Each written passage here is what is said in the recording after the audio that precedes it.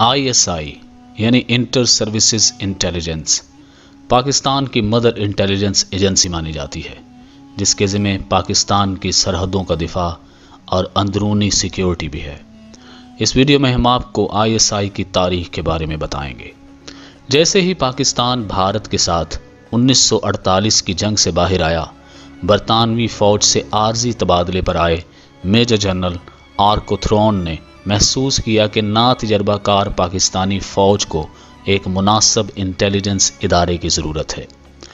ابتدا کے 10 سال ISI کے لیے کچھ اچھے نہیں رہے اور تنظیم 1965 کی جنگ میں بری طرح ناکام رہی، اور پھر 1971 میں مشرقی پاکستان میں جاری بغاوت کو پہچاننے میں بھی ناکام رہی، جس کے نتیجے میں بنگلہ دیش وجود میں آیا۔ تاہم حالات دسمبر 1979 میں بدلے جب افغانستان میں سوویت یونین ٹینکوں نے چڑھائی کر دی۔ ایک دہائی تک چلنے والی اس جنگ میں امریکہ نے مالی مدد فراہم کی اور افغان اور عرب اس میں لڑے، لیکن اس جنگ کی بساط پاکستان کے قبائلی علاقوں میں ISI نے بچھا رکھی تھی، اور یہیں سے اس ایجنسی کی قسمت بدلتی ہے اور 1965 میں ناکام ہونے والی اور 1971 میں ششتر رہ جانے والی ISI ایک دفعہ دنیا کو اپنا وہ رخ دکھاتی ہے کہ دنیا اس کی موطرف ہو جاتی ہے۔ ایجنسی نے افغانستان کی سرحد پر خفیہ ٹریننگ کیمپ بنا رکھے تھے، جس میں 80,000 سے زائد جنگجوؤں کو جہاد کی ٹریننگ دی گئی۔ ISI اسلحے کی پائپ لائن کو کنٹرول کرتی تھی، جس کی مالی امداد امریکہ کی CIA اور سعودی انٹیلیجنس کرتی تھی۔ اس پائپ لائن کے ذریعے کراچی سے خیبر پاس تک کلیشنکوف اور توپ شکن میزائل سمگل کیے جاتے تھے۔ اس طرح یہ ایجنسی طاقتور اور دولت مند ہوتی گئی۔ 1989 میں افغانستان سے روسیوں کے انخلاء کے بعد CIA نے پاکستان کو تقریباً خیر آباد کہہ دیا، لیکن ISI میں جہاد کا جذبہ باقی رہا۔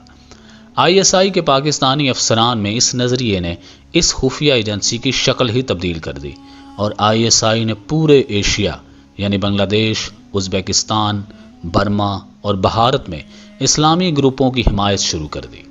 1900 امریکہ نے پاکستان کو ان ملکوں کی فہرست میں شامل کر دیا جن پر دہشت گرد ہونے کا شبہ ہے۔ ایجنسی کی اس بدلتی شکل کو درست کرنے کے لیے ایک سیکولر ذہن کے افسر جاوید اشرف قاضی صاحب کو ایجنسی کا سربراہ تعینات کیا گیا۔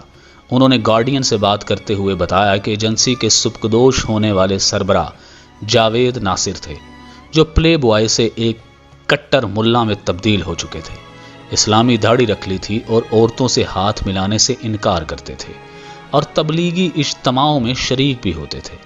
جاوید اشرف قاضی کا کہنا تھا کہ میں نے وہاں جو دیکھا وہ چونکا دینے والا تھا۔ وہ کہتے ہیں کہ اس وقت ISI کے سینئر افسر یونیفارم کے بجائے شلوار قمیض میں ملبوس ہوتے تھے اور ان کے ماتحت کئی گھنٹوں تک مسجد چلے جاتے تھے۔ اس کے علاوہ ISI نے بینکاک میں ایک ہوٹل خریدا ہوا تھا، جس کا مقصد البتہ ہتھیاروں کے کاروبار میں مدد فراہم کرنا ہوتا تھا۔ جاوید اشرف قاضی نے ایجنسی سے انتہا پسندوں کا صفایا شروع کیا اور بینکاک کا ہوٹل فروخت کر دیا، اور اپنے ماتحتوں سے باقاعدہ یونیفارم پہننے کو کہا گیا، لیکن پھر بھی ISI کا جذبہ جہاد جاری رہا۔ 90 کی دہائی میں ISI نے افغانستان میں طالبان تحریک کی حمایت شروع کر دی، اور طالبان رہنما ملا محمد عمر کو مشورے دینے کے لیے کرنل امام کہلانے والے ایک اہلکار کو افغانستان بھیجا گیا۔ یہی وہ کرنل امام تھے جنہوں نے 80 کی دہائی میں ISI کی حمایت سے مجاہدین کیمپ میں ملا عمر کو ٹریننگ دی تھی۔ 2001 میں جب امریکہ اسامہ بن لادن کی تلاش میں افغانستان پہنچا تو سابق صدر پرویز مشرف نے طالبان سے نظریں پھیر لیں، اور اس کے بعد جنوری میں انہوں نے جہادی گروپوں کو خاتمے کا اعلان کیا۔ دیکھنے میں حالات کچھ اور تھے اور حقیقت میں کچھ اور۔